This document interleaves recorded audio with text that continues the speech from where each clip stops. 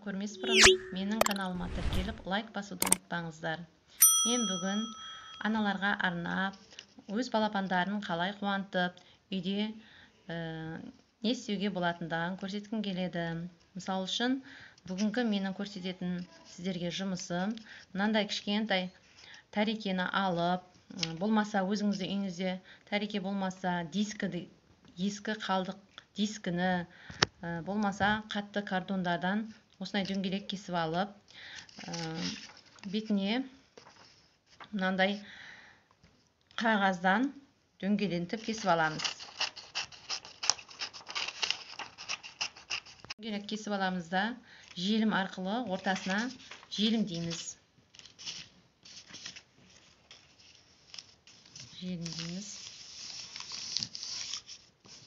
Мынандай. Осы кезде біз карандашпен ортасына тиынның суретін салып аламыз. Өйсіп тиынның суретін салып аламыз.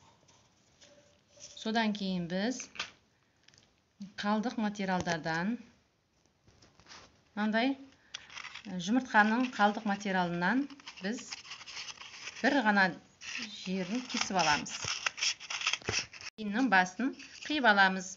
Осы қиып болғаннан кейін осыны тиынның түсі қызғылт сары болғандықтан қызғылт сары түске бояймыз. Қызғылт сары түске бояп аламыз.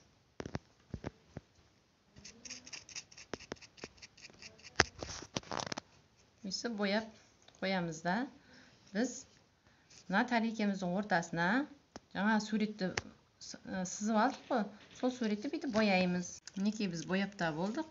Енді жаңағы өзіміздің бояп алған жұмыртқаның сыртын ыстық желім арқылы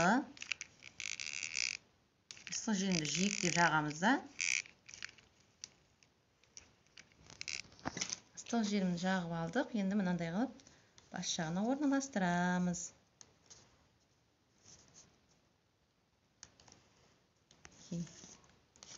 Екі құлағы, тұмсығы дайын болды. Ыстық желімді пайдаланған жағдайда қасыңызда балаларыңыз отырса, олар күйіп қалмаудың қадағалайсыздар. Және де мінекей, біздер тиын жасағаннан кейін тиын не жейді? Жаңғақ жейді. Біз жаңғақты өйсіп қолына жапсырамыз ыстық желім арқылы.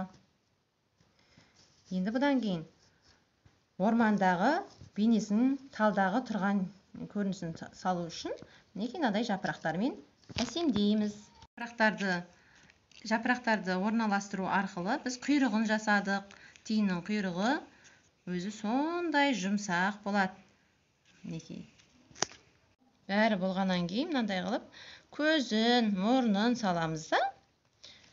Мінекей, тиын дайын болды.